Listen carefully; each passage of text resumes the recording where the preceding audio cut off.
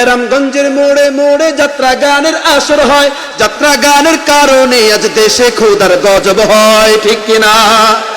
কবরেতে যাইলে বুঝবি যাত্রা গানের কি মজা, দিন ইসলামের পথে তোমরা চলো রে সোজা, দিন ইসলামের পথে তোমরা চলো রে সোজা। হাসরের ময়দানে একদল আল্লাহর কাছে উঠবে, আল্লাহ দুনিয়ার জমিনে কোনো জুলুম করি নাই রে মালিক, কোনো অত্যাচার করি নাই রে মালিক, জান্নাত দাও জান্নাত দাও। আল্লাহ বলবে, ও ফেরেশতার দল, এই বান্দা নাকি কোনো গুনাহ করে নাই, এই বান্দার আমলনামাটা একটু খুঁজে দেখো তো। ফেরেশতারা যখন নাকি ওই বান্দার আমলনামাটা খুলবেন, দেখবেন ওই বান্দার আমলনামার মধ্যে জিনার গুনাহ, সুদের গুনাহ, ঘুষের গুনাহ। আল্লাহ বলবেন, কি ব্যাপার বান্দা, তুমি নাকি কোনো গুনাহ করো নাই? বান্দা বলবে, আল্লাহ আমি তো এই গুনাহ কোনোদিন করি নাই। আল্লাহ বলবে, ও ফেরেশতার দল, এই বান্দা নাকি এই গুনাহ কোনোদিন করে নাই, তোমরা কই পাইছো, কেমনে লেখছো, খাতায় উঠাইছো কেমনে?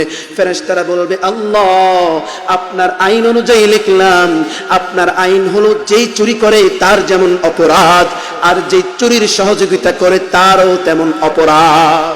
আল্লাহ তাআলা বলেন, ইয়া আইয়ুহাল্লাযীনা আমানু আতিউল্লাহ ওয়া আতিউর রাসূল ওয়ালা তুবতিলু আমালাকুম।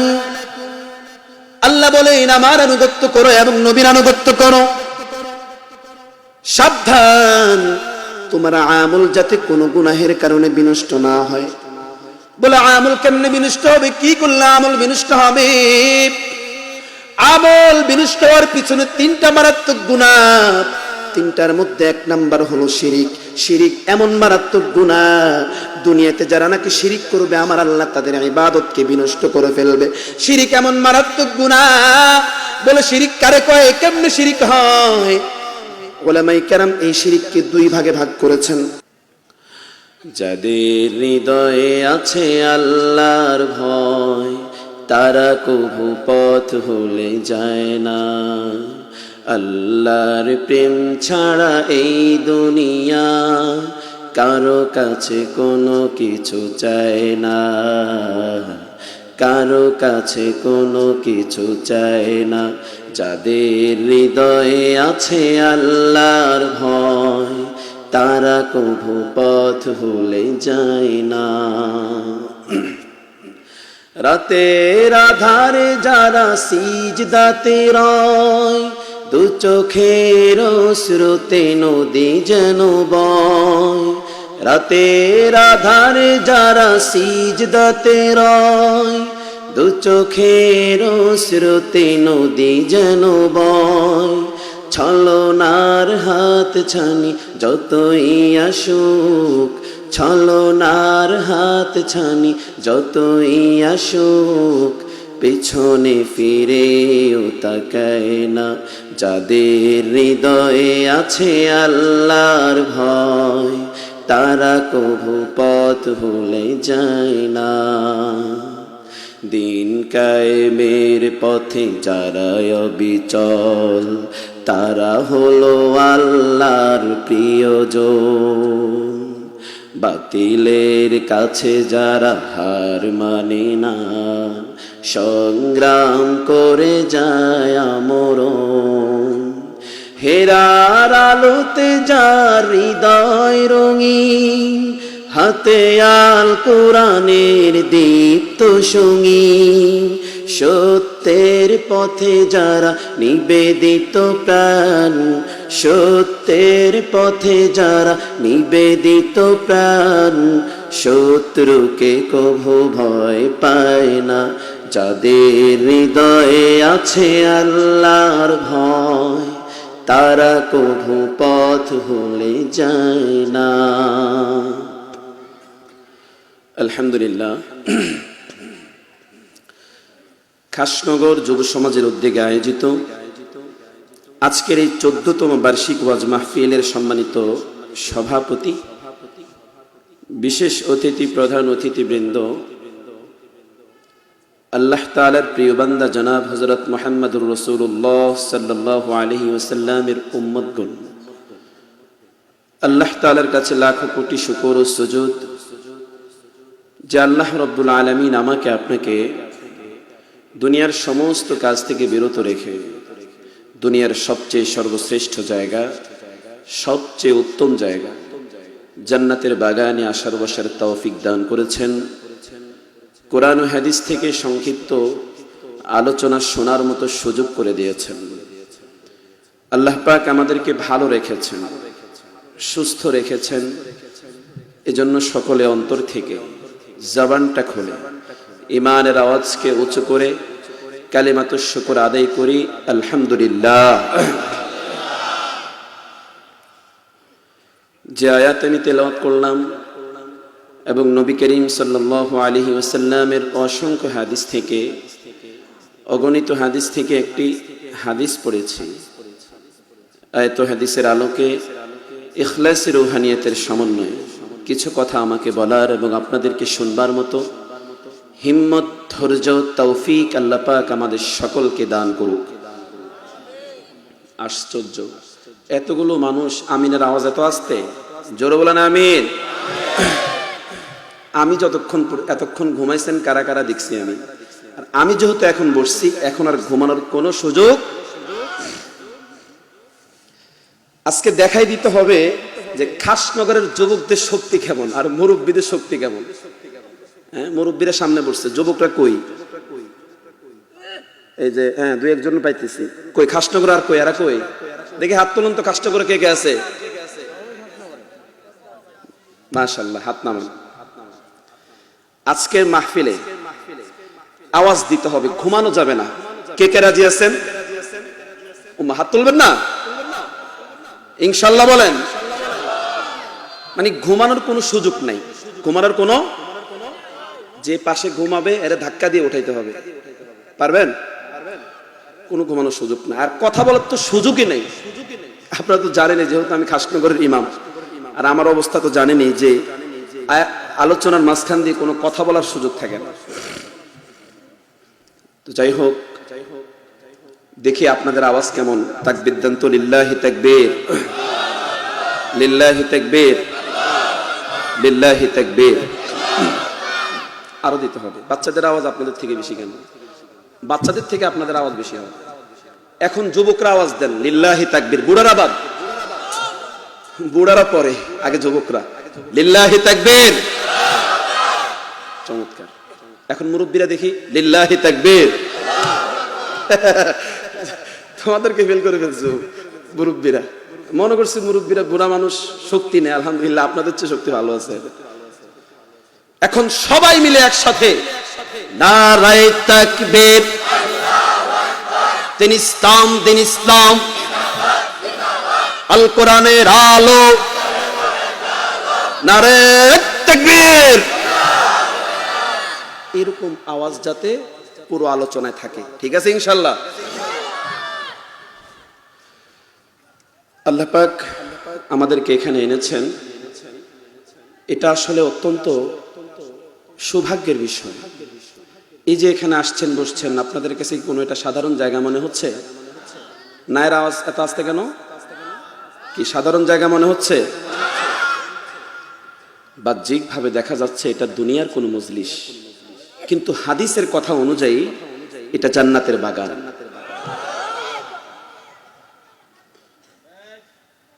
হাফাতহুমুল মালাইকা ওয়া নাযালাত আলাইহিমুস সাকিনা। ফেরেশতারা চতুর্পাশে বেষ্টন করে রেখেছেন, রহমতের ফেরেশতারা রহমত বর্ষণ করতেই আছেন, শেষ পায় না। আরো আসতে বলেন সুবহানাল্লাহ।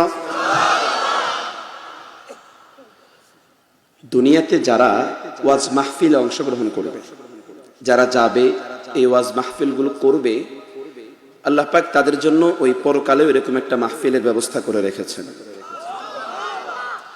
দুনিয়ার মাহফিলের সভাপতি থাকেন, বিশেষ অতিথি থাকেন, প্রধান অতিথি থাকেন। ওই জায়গার মধ্যে এরকম একজন সভাপতি থাকবেন, বিশেষ অতিথি থাকবেন, প্রধান অতিথি থাকবেন। ওই জায়গার সভাপতি আগে বিশেষ অতিথি, ওই জায়গার বিশেষ অতিথি থাকবেন। আল্লাহ পাক দুনিয়াতে যত নবী রাসূলকে পাঠাইছিলেন, সমস্ত নবী রাসূল থাকবেন ওই জায়গার বিশেষ অতিথি। প্রধান অতিথি থাকবেন, আমার আপনার নবী সাইয়্যিদুল মুরসালিন খাতামুন নবিয়্যিন জনাব হযরত মুহাম্মদুর রাসূলুল্লাহ সাল্লাল্লাহু আলাইহি ওয়াসাল্লাম ওই জায়গার সভাপতিত্ব করিবেন আমার আপনার সৃষ্টিকর্তা পালনকর্তা কে? আল্লাহ রাব্বুল আলামিন। তাহলে ওই জায়গাটা দামি হবে না কম দামি হবে? অনেক দামি। যাইতে রাজি আছেন তো ইনশাআল্লাহ? দুনিয়ার আমি আশ্চর্য হয়ে যাই, কিছুদিন আগে গত 2 বছর আগে 14 গ্রামে মাহফিল করেছিলাম। তো আমার পাশে যিনি বসা ছিলেন সভাপতি নয়তোবা চেয়ারম্যান হবে ওই ওয়ার্ডের, তো কিছুদিন আগে শুনলাম যে উনি করোনায় মারা গেছে। আমি আশ্চর্য হয়ে গেলাম যে মানুষ কি মনে করে, কি ভেবে দুনিয়াতে থাকতেছে, মনে করে সারা জিন্দেগিটা তার, মনে করে সারা জিন্দেগিটা তার। আমি আশ্চর্য হয়ে গেলাম, জিজ্ঞেস করলাম ভাই উনি কি কোনো ভালো ছিল নি? যেহেতু সভাপতি চেয়ারম্যান ছিল, ভালো ছিল? তো এরা তো যেহেতু একটু বিরোধিতা ছিল, আমাকে বললো যে হুজুর ভালো নাই। তো যখন ছিল দুনিয়াতে তখন কেমন সম্মান দিতেন? হুজুর ওনারাকে সবাই ভাগের মতো, বাঘের মতো ভয় পাইত। এখান থেকে কি বুঝলেন? আপনি দুনিয়াতে যতক্ষণ থাকবেন বাঘের মতো থাকবেন, আপনাকে ভয় পেতে পারে মানুষ, কিন্তু যখন মাটির সঙ্গে মিশে যাবেন তখন আপনি কয় টাকার মালিক, কয় টাকার মাস্তান, কোন ফ্যাক্টরির যমুনা নাকি বসুন্ধরা, ওইটা আমার আল্লাহ দেখবেন না। সকলের জন্য সমান। মাটির সঙ্গে মিশে যাবেন তো আযাব শুরু। আপনি মনে করেন আজকে আপনি থাকবেন দুনিয়াতে, কিভাবে এটা ভাবলেন? কিভাবে? ফেরাউন থাকতে পারে নাই, সাদ্দাত থাকতে পারে নাই, নমরুদ থাকতে পারে নাই, আর আপনি থাকবেন? আপনি কিসের বাহাদুরি করেন? আশ্চর্য। আবার ওই ফেসবুকে দেখলাম কিছুদিন আগে ধর্ষণ অবস্থায় মারা গেছে। আরে আমার তো ভয় লাগে, আমার কলিজা কেঁপে উঠছে যে এই মেয়েটা মারা গেল ধর্ষণ অবস্থায়, দুনিয়াতেই ধর্ষণ অবস্থায় মারা গেল, কবরে জানি তার কি ভয়ঙ্কর পরিণতিটা হয়। গুনাহ করতে করতে যদি জান চলে যায়, মারা যান, আপনার অবস্থা কিন্তু ভাই ভয়ঙ্কর পরিণতি হবে, এটা মনে রাখবেন। আপনার অবস্থা কিন্তু খুব ভয়ঙ্কর হবে। সুতরাং ভাই বাহাদুরি বাদ দেন, বাহাদুরি বাদ দিয়ে নম্র হন, ভদ্র হন, বিনয়ী হন। আমাদের রাসূল তো আমাদের থেকে বড় ছিলেন, তারপরে রাসূল আল্লাহর কাছে বারবার দোয়া করত, আল্লাহুম্মা জাআলনি ফি আইনি সগীরা ওয়া ফি আইনিন নাসি কাবীরা। ও আল্লাহ, আপনি আমাকে আমার কাছে ছোট বানায়া দেন, মানুষের কাছে বড় বানায়া দেন। তিনি এত বড় ছিলেন, তারপরে এই দোয়াটা করতেন। আর আমি আপনি কতটুকু মাস্তান হলাম, কতটুকু বড় হলাম মিয়া? আজকে এত বড় বড় বাহাদুরি করতেছি আমরা, এত মাস্তানি করতেছি আমি আপনি। চোখগুলো বন্ধ হবে, দেখবেন অবস্থাটা কি ভয়ঙ্কর হয়। মান তাওয়াযা লিল্লাহি রাফাহুল্লাহ। দুনিয়ার জিন্দেগিতে যেই বান্দাটা আল্লাহর জন্য বিনয়ী হইবে, ওই বান্দার সম্মান মর্যাদা আমার আল্লাহ আরো বাড়ায়া দেন। আজকে আমরা নিজেদের সম্মান নিজেরা বের করতে চাই। আমরা মনে করি আরে আমাদেরকে তো মানুষ বড় মনে করে। মনে রাখবেন, আজকে থেকে এই মাহফিল থেকে একটা জিনিস শিখে নেন। আলোচনা যেহেতু নিতে আসছেন, শুনতে আসছেন, একটা জিনিস এখান থেকে নিয়ে যাবেন, খালি হাতে যাবেন না। এই যে সম্মান যদি আপনি নিজে নিতে চান, মনে রাখবেন এটা মানুষ আপনাকে ছোট মনে করবে। আর যদি আপনি নিজেকে ছোট মনে করেন, দুনিয়ার মানুষগুলো আপনাকে বড় মনে করবে। কিছু আছে নিজেকে এত বড় মনে করবে যে যাতে করে লোকজন আমাকে বড় মনে করে। এটা জানে না যে এর পিছনে লোকজন এর ছোট মনে করতেছে, এর গালি দিতেছে, এটা জানে না তো। সুতরাং আপনি নিজেকে ছোট মনে করেন, নিজেকে ছোট মনে করলেই আপনি বড় হতে পারবেন। প্রিয় ভাইয়েরা আমার, যাই হোক, যে আয়াত আমি তেলাওয়াত করলাম, মূল আলোচনার দিকে আমি যাচ্ছি। খেয়াল করে শুনবেন, মনোযোগ সহকারে শুনবেন, কোনো ঘুমানো যাবে না, কথা বলা যাবে না, আওয়াজ করা যাবে না। আল্লাহ পাক বলতেছেন, ইয়া আইয়ুহাল্লাযীনা আমানু আতিউল্লাহ ওয়া আতিউর রাসূল ওয়া লা তুবতিলু আ'মালাকুম। হে ঈমানদারগণ, তুমি ধনী হও আর গরীব হও, ছাত্র হও আর শিক্ষক হও, ইমাম হও আর মুয়াজ্জিন হও, বাংলাদেশি আর ভিনদেশি হও, তোমরা আতিউল্লাহ, আল্লাহর আনুগত্য করো, ওয়া আতিউর রাসূল, এবং তার প্রিয় রাসূলের আনুগত্য করো, ওয়া লা তুবতিলু আ'মালাকুম, আর তোমাদের নিষ্কৃত আমল যাতে কোনো গুনাহের কারণে বিনষ্ট না হয়, বরবাদ না হয়, নিশ্চিহ্ন না হয়। নবী করিম সাল্লাল্লাহু আলাইহি ওয়া আলিহি ওয়াসাল্লাম বলেছেন, লা তাআতা লি মাখলুকিন ফি মাসিয়াতিল খালিক। আল্লাহকে বেজার করিয়া দুনিয়ার মানুষদেরকে, দুনিয়ার মানুষের কথা শোনা, দুনিয়ার মানুষের নির্দেশ মানা, এটা হারাম, এটা হারাম, এটা হারাম। আমার আল্লাহকে বেজার করিয়া দুনিয়ার কোনো মানুষের কথা মানা যাবে? কেউ যদি বলে আপনি ইসলাম মানবেন না, আপনি কোরআন শরীফ পড়বেন না, দাড়ি রাখবেন না, টুপি পরবেন না, ইসলামিক লেবাস পরবেন না, তাহলে কি আমরা কি রাজি হব এই বিষয়ে?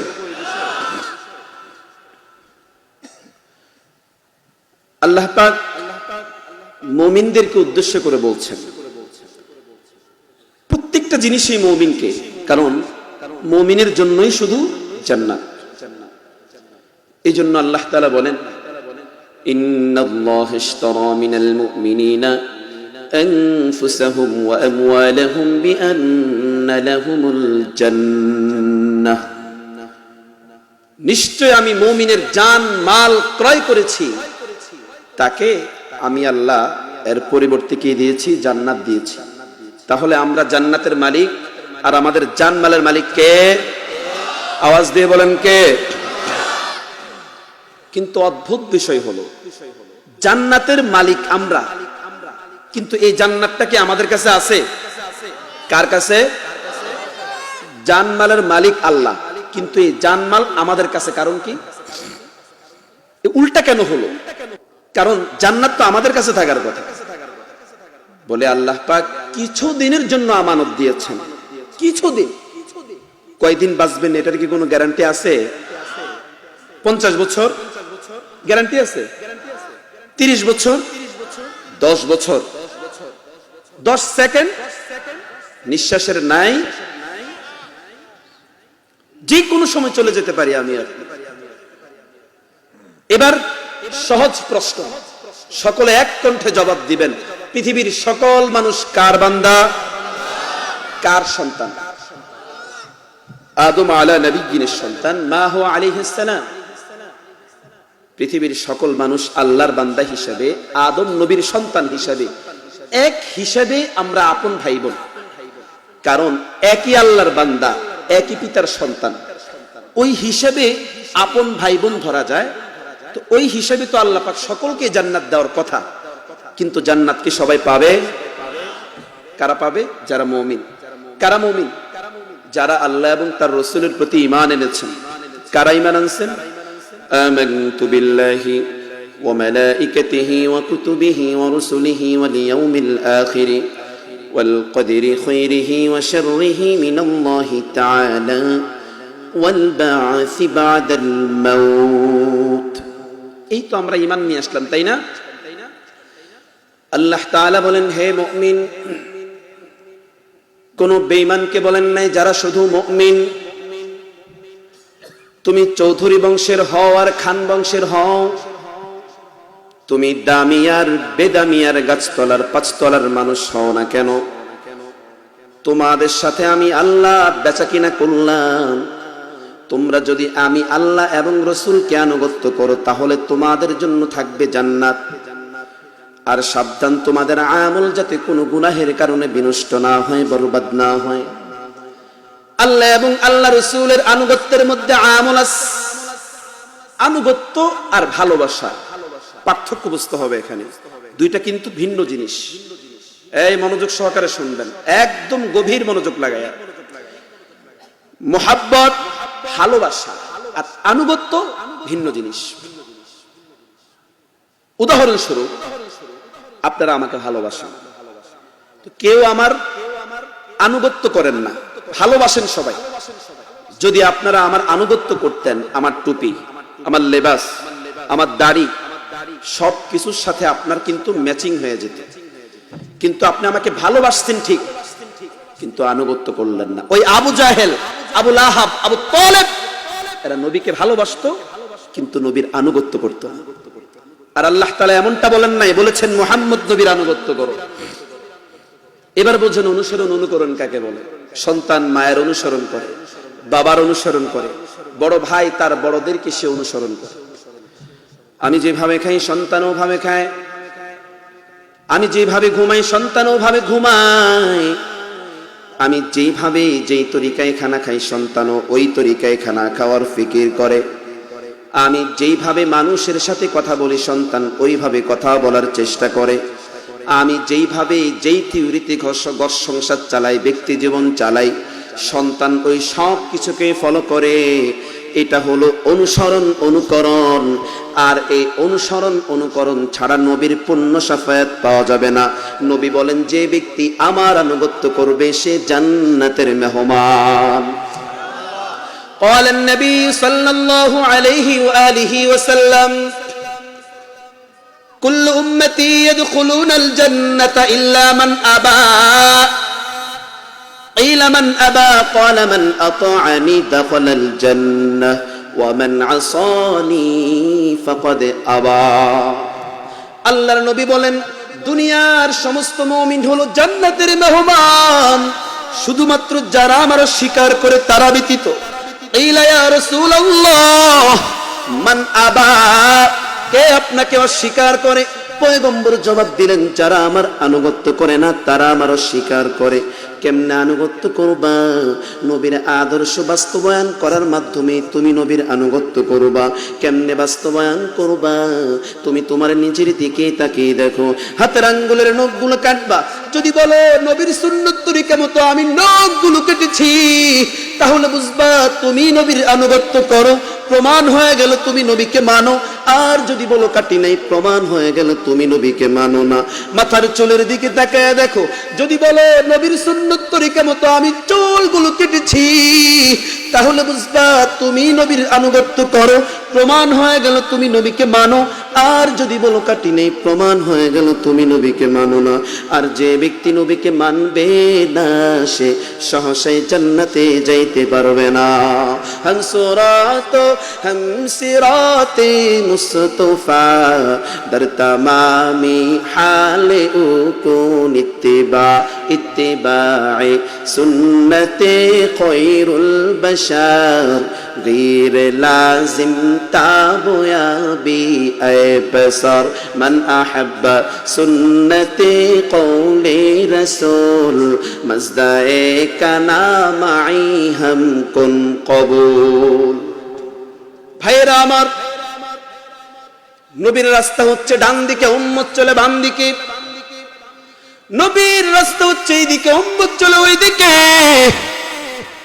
কপালের মধ্যে ব্যানার লাগাও তুমি নবীর বড় আশিক। আসলে তুমি জানো না, তুমি নবীর আশিক নামের দুনিয়ার জমিনে বড় একটা ধোঁকাবাজ। যদি তুমি নবীকে ভালোবাসো, এরে আল্লাহর গোলাম, দুনিয়ার মধ্যে মানুষ মানুষকে ভালোবেসে তার কথাই উঠে আর বসে।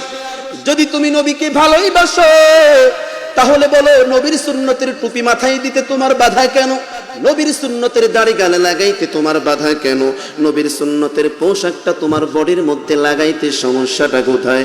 যদি তুমি নবীকে ভালোবাসো, নবীর সুন্নত মোতাবেক তুমি চলবা, নবীর সুন্নত মোতাবেক তুমি আমল করবা। নবী যেমন ভাবে চলেছিল তুমি এমন ভাবে চলবা। নবী যেই থিওরিতে ঘর সংসার চালাইছিলেন, ব্যক্তি জীবন চালাইছিলেন, তুমিও ওই থিওরিতে ঘর সংসার চালাইবা, ব্যক্তি জীবন চালাইবা। তোমার মধ্যে নবীর একটা আদর্শ পাওয়া যায় না, অথচ তুমি বারবার দাবি করতেছো আমি নবীর আশিক, আমি নবীর আশিক। আসলে তুমি নবীর আশিক না, আশিক না, বরং তুমি আশিক নামের দুনিয়ার জমিনে বড় একটা ধোঁকাবাজ, ঠিক কিনা? আশিক দাবি করে কিন্তু দেখা যায় রাসূলের আদর্শ তার বডির মধ্যে নেই। এরকম লোক আছে না নাই? 12ই রবিউল আউয়াল আসলে এরা নবীর আশিক হয়ে যায়, আর বাকি সময় রাসূলের সুন্নত নাই, বডির মধ্যে পাঞ্জাবি নাই, টুপি নাই, দাড়ি নাই, কিছুই নাই, কিন্তু সে দাবি করে নবীর আশিক। ভাইরা আমার, আল্লাহ তাআলা বলেন, ইয়া আইয়ুহাল্লাযীনা আমানু আতিউল্লাহ ওয়া আতিউর রাসূল ওয়া লা তুবতিলু আমালাকুম। আল্লাহ বলেন, আমার আনুগত্য করে এবং নবীর আনুগত্য করো। মুসলমান ইমানদার, এখন যদি কেউ আল্লাহর আনুগত্য করে কিন্তু নবীর আনুগত্য না করে, এটা কি আল্লাহর আনুগত্য করা হবে না? কেউ যদি আমাকে ভালোবাসেন কিন্তু আমার সন্তানের সাথে বেঈমানি করেন, বলেন এটা কি আমাকে ভালোবাসা হবে? এরে নবীর উম্মতের দল, নবী নবী করিয়া তুমি পাগল পাড়া হয়ে মুখের মধ্যে ফেনা তুললা, কিন্তু আল্লাহর মুহাব্বতে 5 ওয়াক্ত নামাজ তুমি আদায় করো না, পর্দা করো না, রোজা রাখো না, হালাল খাও না, তোমার ব্যবসা চলে সুদের টাকায়, হারামের টাকায়, তোমার বিল্ডিং উঠলো হারাম পয়সায়। বান্দা, তুমি যতই নবীকে ভালোবাসো, আল্লাহর আনুগত্য না করলে আল্লাহকে ভালোবাসা হবে না। এরে নবীর উম্মতের দল, আল্লাহ বলেন আমার আনুগত্য করো এবং নবীর আনুগত্য করো। কেউ যদি আল্লাহর আনুগত্য করে এবং নবীর আনুগত্য করে, এটা শুধু মুখে বললেই হবে না, নবীর আদর্শ বাস্তবায়ন করার মাধ্যমে হবে। ভাইয়েরা আমার, আল্লাহ তাআলা বলেন আমার আনুগত্য করো এবং নবীর আনুগত্য করো। রাসূল কয় আবার আমার সাহাবীদেরকে অনুসরণ করো। নবী বলেছেন সাহাবায়ে কেরামের অনুসরণ করার জন্য আল্লাহ তাআলা কোরআনের মধ্যে ইঙ্গিত দিয়েছেন, আমিনু কামা আমানান নাস, ঈমান আনয়ন করো ওই সমস্ত মানুষের মতো কারা তারা সাহাবায়ে কেরাম গলার মধ্যে ছুরি লাগার পরেও জীবন চলে যেত, তারপরেও আল্লাহকে কখনো বেজার করত না। তারাই ছিল প্রকৃত আশিক। আর আজকে আমাদের সামনে একটু ভয় দেখাইলেই বাস আমরা ভুলে যাই, নবীর সুন্নতকে জবাই করে দেই। ভাইয়েরা আমার, আমি আল্লাহ মানবো এবং নবী মানবো, অতএব আল্লাহ এবং আল্লাহ রাসূলকে মানতে গিয়ে যদি আমার বাবা বাধা দেয়, আমার বাবা কিন্তু দুশমন, কি বলছি আমি এটা? আমি আল্লাহ মানবো এবং নবী মানবো, অতএব আল্লাহ এবং আল্লাহ রাসূলকে মানতে গিয়ে যদি আমার মা বাধা দেয়, আমার মা দুশমন, ঠিক কিনা? আল্লাহ এবং আল্লাহ রাসূলকে মানতে গিয়ে যদি আমার বন্ধু বাধা দেয়, আমার বন্ধু দুশমন। আল্লাহ এবং আল্লাহ রাসূলকে মানতে গিয়ে আমাকে যেই বাধা হয়ে দাঁড়াবে সেই আমার আপন না। দুনিয়াতে আপন বলি আমার মা এবং বাবা, কিন্তু খোঁজ নিয়ে দেখলাম স্বার্থের আঘাতে সন্তান সেই মা বাবাকে হত্যা করে, স্বামী স্ত্রীকে হত্যা করে, স্ত্রী স্বামীকে হত্যা করে। ঘটনা আছে না নাই? কোথায়? আমেরিকা, লন্ডনে। কোথায়? 90% মুসলমানের দেশের ভিতরে। আজকে 90% মুসলমানের দেশের ভিতরে একে চিন্তা করেন, মুসলমানের ইমানি শক্তি আছে, ইমানি পাওয়ার আছে, তারপরও কোরআনদের সাথে, কোরআনওয়ালাদের সাথে সম্পর্ক রাখবেন। এই কোরআন বিশ্বাস করেন? কোরআন কি বিশ্বাস করেন? তো আওয়াজ এত কম কেন? কোরআন কি বিশ্বাস করেন? পৃথিবীর সবকিছু সমাধান আমার আল্লাহ কোরআনের মধ্যে রেখেছেন। সমাধান চাও যদি জীবনে মরণে, ফিরে যাও খুঁজে নাও, চোখ রাখো কোরআনে, তবেই পাবে সুখ শান্তির ঠিকানা, তবেই পাবে সুখ শান্তির ঠিকানা, যদি মেনে নাও তুমি মনে প্রাণে। সমাধান চাও যদি জীবনে মরণে, ফিরে যাও খুঁজে নাও, চোখ রাখো কোরআনে। এই বাণী সকলের নয়, শুধু মুমিনের, যারাই চলবে মেনে ফল পাবে কোরআনের। এই দুনিয়ায় আর সেই দুনিয়া, এই দুনিয়ায় আর সেই দুনিয়া, মুক্তি পাবে তুমি দোজাহানে। সমাধান চাও যদি জীবনে মরণে, ফিরে যাও খুঁজে নাও, চোখ রাখো কোরআনে, ঠিক কিনা? কোরআনের সাথে থাকবেন কে কে? হাত তুলে দেখান তো আল্লাহকে। লিল্লাহি তাকবীর। আল্লাহ পাক কবুল করুক, আমিন। আজকে আমাদের পরিবারের মধ্যে শান্তি নেই কেন জানেন? কোরআনের সাথে সম্পর্ক রাখতে রাজি না, ওলামায়ে কেরামদের সাথে সম্পর্ক রাখতে রাজি না, আল্লাহ ওয়ালাদের সাথে সম্পর্ক রাখতে রাজি না। এই জন্যই পরিবারের মধ্যে শান্তি নেই। আপনার আলমারির মধ্যে সব কিছু থাকে, কিন্তু কয়জনের আলমারির মধ্যে একটা এক্সট্রা জায়গা রাখছেন কোরআন রাখার জন্য? কয়জন রাখছেন? তাহলে আপনি দেখেন, আপনি মুসলমান, কিন্তু আপনার ঘরের মধ্যে কোরআন নাই। আপনার সুন্দর কোরআন রাখছে কোন জায়গায় জানেন? কিচেন রুমে। আমি আজীব হয়ে গেলাম, কিচেন রুমে যে র‍্যাক আছে, র‍্যাকের উপরে কোরআন শরীফ রাখছে, বালু পড়তে পড়তে পড়তে। তো একজন জিজ্ঞেস করছে, আচ্ছা আপনি কি কোরআন শরীফ কি এত বালু কেন? তো কইলো যে এই হুজুর, এখন তো কোরআন শরীফের দরকার পড়ে না। আরে কি এখন দরকার নাকি? তো কখন দরকার? ওই যে হ্যাঁ, আম্মাই মরছিল তখন কোরআন শরীফ নামাইছি, আব্বাই মইরা লোক তারপরে কোরআন শরীফ নামাবো। আজীব বিষয়। আপনি কোরআনের সঙ্গে কি শত্রুতা নাকি? আপনার কোরআনটাকে এমন জায়গায় রাখবেন, আপনি সব কিছুর সম্মান দিয়ে আপনার মেয়ের জন্য পুতুল আনলেন, ওই পুতুলটা আপনি এত সুন্দর জায়গায় রাখছেন, কিন্তু কোরআনটা কেন জায়গায় পেল না? কোরআনটা কেন পেল না বলেন? কারণ আপনার ঈমান দুর্বল আছে। আরে মেয়ে আল্লাহর জন্য হয়ে যান না, কোরআনের জন্য হয়ে যান। যে বান্দাটা আল্লাহর জন্য হয়ে যাবে, ওই বান্দাটার জন্য আমার আল্লাহ যথেষ্ট হয়ে যাবে। সুবহানাল্লাহ। আমরা মনে করি যখন বিপদে পড়ি তখনই আমরা মানুষের কাছে গিয়ে দৌড়াই, ভাই দেন দেন দেন দেন। আরে মেয়ে মানুষ দিবে কেমনে? আল্লাহ দিবে আপনাকে। আমার আল্লাহ সব জায়গায় আছেন না নেই বলেন তো? ফাইনামা তুওয়াল্লু ফাতাম্মা ওয়াজহুল্লাহ। হে বান্দা, তুমি যেই জায়গায় থাকো না কেন, আমি আল্লাহ তোমার আশেপাশে আছি। আসমানের মধ্যে আমি আল্লাহর কোনো সংকলন হয় না, ওই জমিনের মধ্যে আমি আল্লাহর কোনো সংকলন হয় না, ওই পাহাড়ের মধ্যে আমি আল্লাহর কোনো সংকলন হয় না। আমি আল্লাহ এত বড়, আকাশ জমিন গ্রহ নক্ষত্র কোথাও আমার জায়গা হয় না। কিন্তু বান্দা তোর ছোট্ট একটা কলবের মধ্যে আমি আল্লাহ সুন্দর মতো বসে যাই। হে বান্দা, তুমি শুধু আল্লাহর জন্য হয়ে যাও। আল্লাহ তাআলা বলেন, হে বান্দা, তুমি যদি আমি আল্লাহর জন্য হও, আমি আল্লাহ কি হব? আমি আল্লাহ ওই বান্দার জন্য হয়ে যাব। বান্দা তুই চাইতে দেরি হবে, কিন্তু পাইতে দেরি হবে না। আর ডাকতে যদি হয় এমন মালিককেই ডাকবো, যেই মালিককে ডাকের সাথে সাথে সাড়া দিয়ে দেয়, ঠিক কিনা? ডাকবেন এমন মালিককে, যে মালিক ডাকের সাথে সাথে সাড়া দিয়ে দেয়। একজনে সনামুনকে ডাকতেছে 80 বছর পর্যন্ত। সনামুন অর্থ হলো মূর্তি। মূর্তি চেনেন? মূর্তি তো সনামুন করে ডাকতেছে মূর্তিকে সামনে রাখা। তাই মনে করছে মূর্তি আগে সবকিছু দিবে। আসলে মূর্তি দেওয়ার কোনো ক্ষমতা আছে? ক্ষমতা কার? হঠাৎ করে ভুল ক্রমে একদিন বের হয়ে গেছে সনামুন সমাদুল। আমার আল্লাহ কয়, এই বান্দাটা যদিও নাফরমান, সবসময় সনামুন করে ডাকছে, একবার মাত্র আমি আল্লাহর নাম নিছে, আল্লাহ পাক বলেন, লাব্বাইকি আব্দি, ও বান্দা কি চাইবি? আমি আল্লাহর কাছে চা। তুই বান্দা চাইতে দেরি, কিন্তু পাইতে দেরি হবে না। সুবহানাল্লাহ বলবেন না? ওই বান্দা আশ্চর্য হয়ে গেল, কি ব্যাপার? সনামুন করে ডাকলাম, জবাব পাইলাম না। কিন্তু একবার ভুল ক্রমে বের হয়ে গেছে সমাদুন। কুল হুয়াল্লাহু আহাদ, আল্লাহুস সামাদ। কার নাম? আল্লাহর নাম নিলাম, সাথে সাথে জবাব দিয়ে দিল, আরে যা সব বাদ দিলাম, আমি আল্লাহকেই মানব। সুবহানাল্লাহ বলবেন না? ভাইয়েরা আমার, মনে আসেনি কোথায় ছিলাম? পয়েন্টে আনুগত্য করবো কার? আল্লাহ আর রাসূলের আনুগত্য। ভাইয়েরা আমার,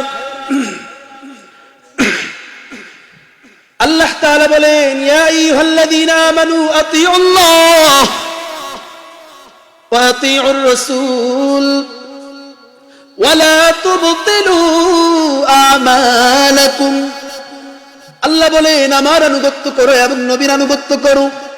সাবধান, তোমার আমল যাতে কোনো গুনাহের কারণে বিনষ্ট না হয়, কারণ আমল হলো নাজাতের উসিলা। قال النبي صلى الله عليه وآله وسلم أخلص دينك يكفيك العمل القليل। নবী বলেন, ও উম্মত, তোমার ঈমান আমল আকীদা পরিশুদ্ধ করে নাও, অল্প আমল তোমার নাজাতের উসিলা হয়ে যাবে। এই জন্য আমল বিনষ্ট করা যাবে না।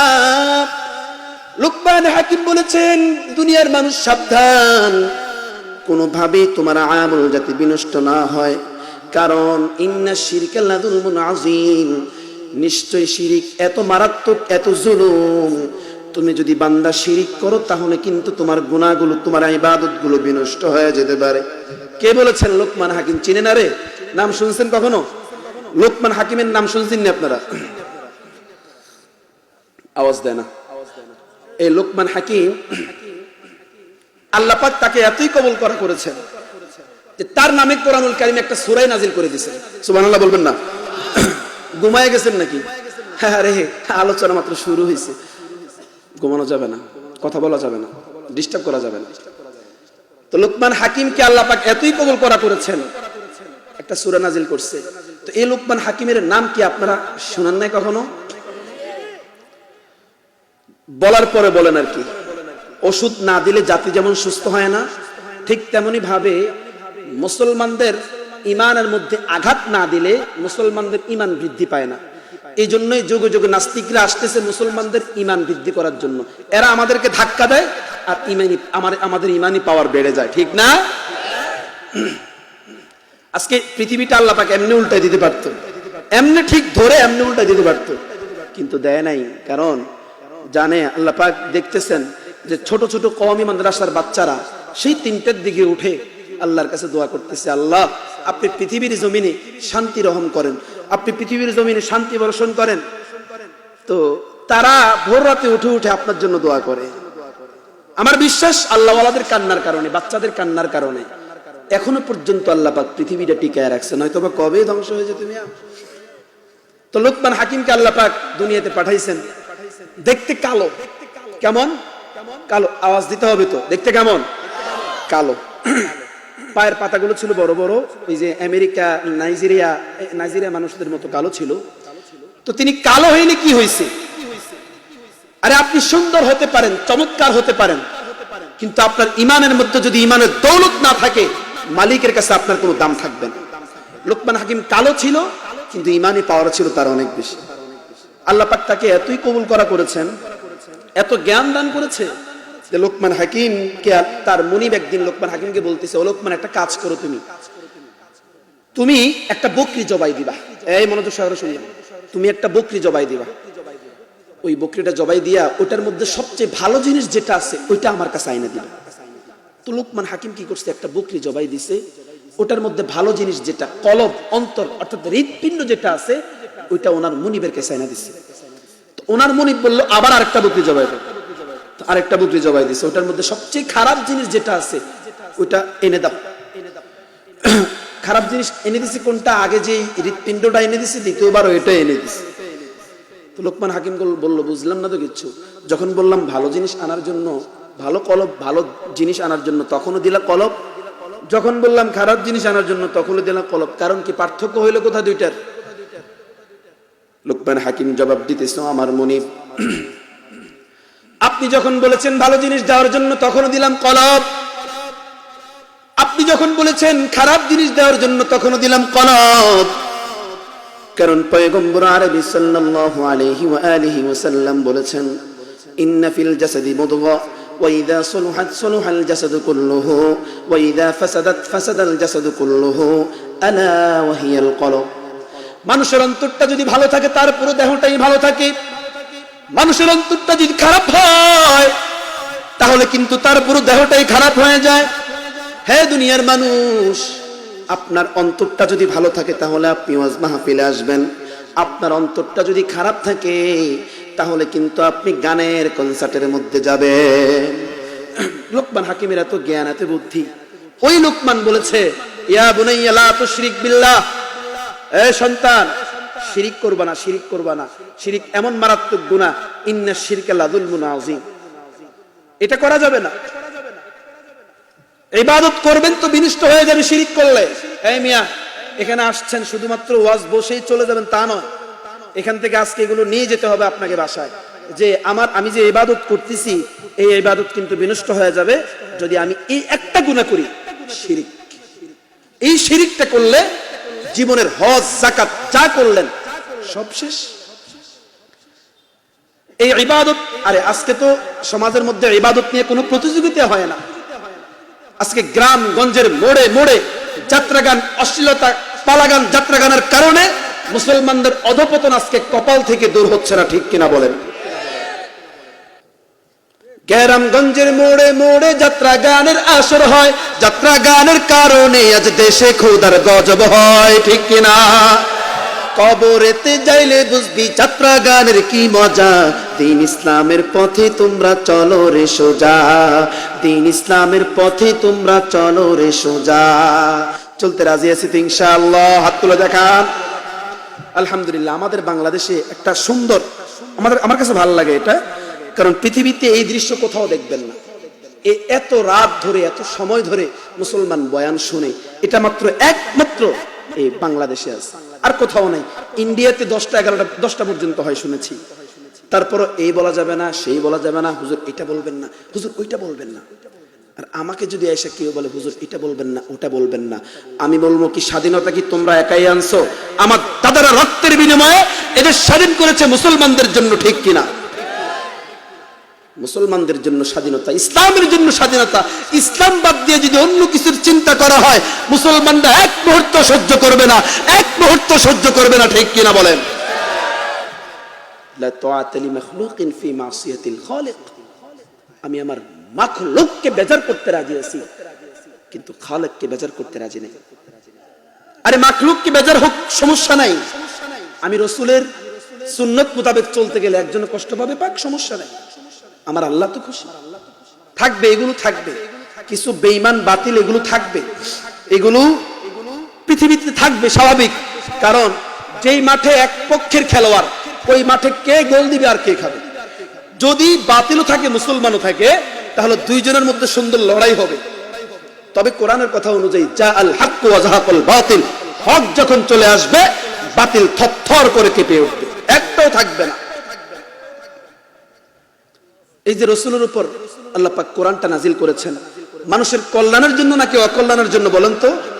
আমি লাইনে আসতেছি, কেমনে লাইনে আসতেছি বুঝবেন। সবকিছুর একটা উদ্দেশ্য আছে। আমাকে বানাইছেন, একটা উদ্দেশ্য আছে না নাই? আছে।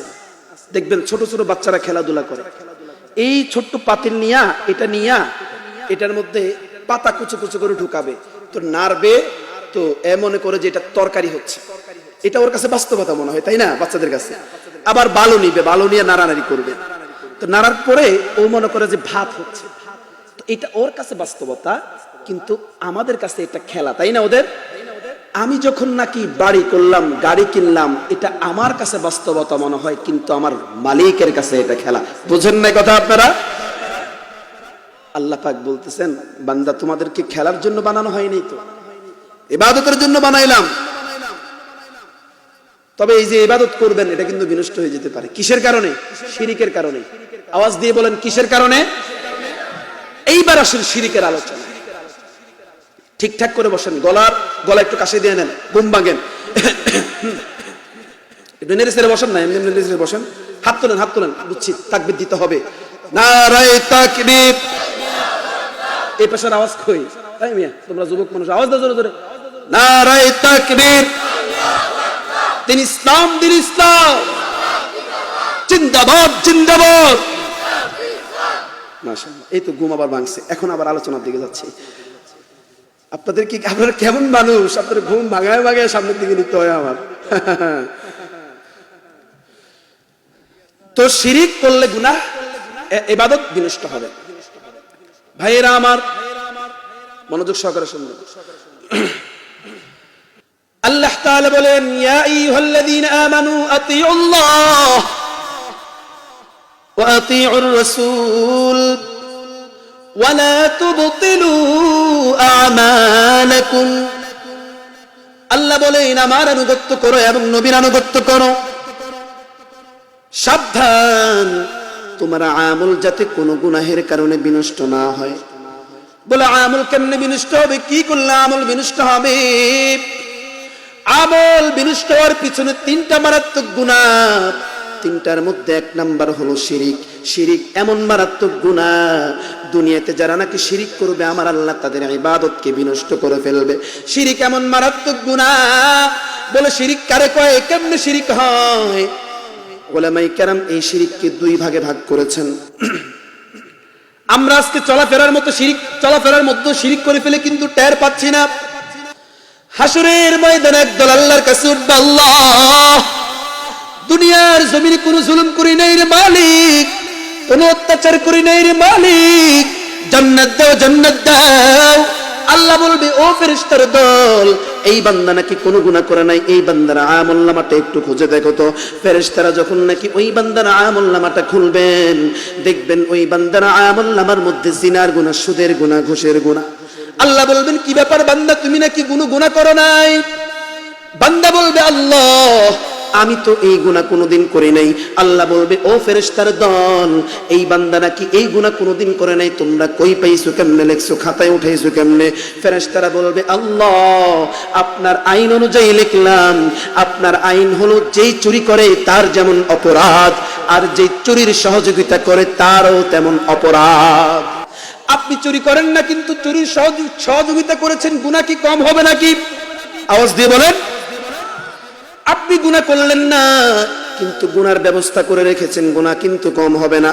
মুসা পয়গম্বর রাস্তা দিয়ে হাঁটতেছিলেন, হাঁটতে হাঁটতে চলমান অবস্থায় দেখলেন রাস্তার ডান পাশে একজন বুজুর্গ বসে বসে তাসবিহ পড়তেছে। মুসা পয়গম্বর ওই বুজুর্গকে জিজ্ঞেস করলো, বুজুর্গ তুমি কতদিন পর্যন্ত এই জায়গার মধ্যে বসা? বলল 400 বছর। বলে, তুমি এখানে কি খাও? বলল, আমি আল্লাহর দেওয়া আসমানের রিজিক ভক্ষণ করি। বলে, তোমার কোনো চাওয়া পাওয়া আছে কিনা? বলে, হ্যাঁ। বলে, আমার 2টা চাওয়া পাওয়া আছে। বলে, 1 নাম্বার হলো আমার জীবনে পয়গম্বর আসবে, এই পয়গম্বরের সাথে আমি একবার সাক্ষাৎ করতে চাই। 2 নাম্বার হলো আমি 1 গ্লাস ঠান্ডা পানি পান করার আগ্রহ করলাম। মুসা পয়গম্বর চলে গেল পানি আনার জন্য। যখন নাকি মুসা পয়গম্বর পানি নিয়ে আসলো, তখন দেখলো এই বুজুর্গ দুনিয়ার জমিনে আর জীবিত নাই, মৃত হয়ে গেছে। মুসা পয়গম্বর আল্লাহকে ডেকে বলতেছে, আল্লাহ আপনি কি এটা ইনসাফের বিচার করলেন নাকি? এই বান্দাটা 400 বছর আপনার ইবাদত করেছে, এই বান্দাটা 400 বছর বসে বসে আপনার তাসবিহ পড়েছে, এই বান্দাটা মাত্র 1 গ্লাস ঠান্ডা পানি খেতে চাইলো, আপনি তাকে এই সুযোগটাও কেন দিলেন না? আল্লাহ আল্লাহ আপনি কি এটা ইনসাফের বিচার করলেন নাকি? আল্লাহ তাআলা বলেন, হে মুসা বলো তো এই বান্দাটাকে 400 বছর কে খাওয়াইছিল? বলতেছে, আল্লাহ আপনি খাওয়াইছিলেন। তাহলে বলো মুসা, এই বান্দাকে যদি আমি 400 বছর খাওয়াইতে পারি, এই বান্দাকে যদি আমি 400 বছর রিজিক দিতে পারি, এই বান্দাটা আমার কাছে 1 গ্লাস ঠান্ডা পানি না চাইয়ে কেন তোমার কাছে চাইলো? বান্দা আমার কাছে না চাইয়ে কেন তোমার কাছে চাইলো? হে মুসা, আমি শিরকের গন্ধ শুনতে পারি না। দুনিয়ার মানুষ মুসলমান ইমানদার যুবক, আমার আল্লাহ কিন্তু শিরকের গন্ধ শুনতে পারেন না। শিরক এমন মারাত্মক গুনাহ, দুনিয়াতে সব গুনাহ ক্ষমা হবে, কিন্তু শিরকের গুনাহ কোনোদিন ক্ষমা হবে না। লুকমান হাকিম বলেছেন, ইয়া বুনাইয়া লা তুশরিক বিল্লাহ ইন্নাশ শিরকা লাযুলমুন আযীম। হে সন্তান আমার, সাবধান, দুনিয়াতে আমার আল্লাহ তোমাকে পাঠাইছে, সাবধান, শিরক থেকে সাবধান। ইন্নাশ শিরকা লাযুলমুন আযীম, নিশ্চয়ই শিরক সবচেয়ে বড় জুলুম। মুসলমান ইমানদার শিরক থেকে সাবধান। শিরক এমন মারাত্মক গুনাহ, শিরক এমন মারাত্মক। বলে, কেমনে শিরক হয়, কি করলে শিরক হয়? উলামায়ে কেরাম এই শিরককে 2 ভাগে ভাগ করেছেন। 1 নাম্বার হলো শিরকুন আকবার, 2 নাম্বার হলো শিরকুন আসগর। ভিন্ন ব্যাখ্যায় বলেছেন শিরকুন খফি, শিরকুন জলি, আবার কেউ বলেছেন শিরকুন ফিস সিফাত, শিরকুন ফিস জাত। সমস্ত শিরককে আবার 5 ভাগে ভাগ করা হয়েছে। 1 নাম্বার হলো শিরকুন ফিল কুদরাত, 2 নাম্বার হলো শিরকুন ফিল ইলম, 3 নাম্বার হলো শিরকুন ফি হুকুম, 4 নাম্বার হলো শিরকুন ফিস সামিঈ ওয়াল বাসার, 5 নাম্বার হলো শিরকুন ফি ইবাদাত। 1 নাম্বার শিরকুন ফিল কুদরাত। আওয়াজ দিয়ে বলেন তো, সন্তান দেওয়ার কুদরতি ক্ষমতা কার? আর জোরে আওয়াজ দিয়ে বলেন, কার? রিজিক দেওয়ার কুদরতি ক্ষমতা কার? সন্তান দেওয়ার কুদরতি ক্ষমতা একমাত্র কার? সন্তান দেওয়ার কুদরতি ক্ষমতা যদি আল্লাহরই হয়, তাহলে দুনিয়ার জমিনে মানুষের কাছে গিয়ে কেন সন্তান চাও? মাজারে গিয়ে কেন সন্তান চাও? মাজারে গিয়ে কেন কাঁদো, সন্তান দাও সন্তান দাও? হয়তো 2 কথা আমার আল্লাহ সন্তান দিতে পারেন না, এই জন্য তুমি মানুষের কাছে গিয়ে সন্তান চাও। আর যদি বলো না আল্লাহ তাআলা সন্তান দিতে পারে, তাহলে তুমি কেন মানুষের কাছে গিয়ে সন্তান চাও? তাহলে তুমি কেন মাজারে গিয়ে কান্না করো? মাজারে গিয়ে বলো সন্তান দাও সন্তান দাও। আল্লাহ তাআলা বলেন সন্তান দেওয়ার ক্ষমতা একমাত্র আমি আল্লাহর।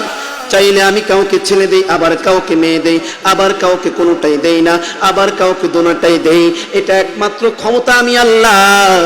দুনিয়ার জমিনে যেই বেঈমান এটাকে অস্বীকার করবে, ওই বেঈমানের দুনিয়ার জমিনে থাকার কোনো অধিকার নাই, ঠিক কিনা? ওদের কুদরত তুদারি বর কামাল, আনতা রব্বি আনতা হাসিবি যুল জালাল। ক্ষমতা একমাত্র কার? সন্তান চাইবেন কার কাছে? মানুষের কাছে গিয়া? মাজারে গিয়া? মাজার পারবে না। আমাদের দেশের মহিলারা যখন সন্তান না হয় তখন দৌড়ায় মাজারে। তো এত নিজে যায় না, বরং ও আরেকজনকে নিয়ে যায়, চল আমরা দুজন মিলে মাজার জিয়ারত করে আসি। জিয়ারত ভিন্ন জিনিস, সন্তান চাওয়া আরেক জিনিস। আরে মিয়া, আপনার বিবেকটা একটু বাধা দিল না? সত্তরের মালিক আল্লাহ, আপনি চান মাজারে গিয়া, আপনার বিবেকটা একটু বাধা দেয় না মিয়া? আপনি ছেলে চান নাকি মেয়ে চান? চাইবেন একমাত্র কার কাছে?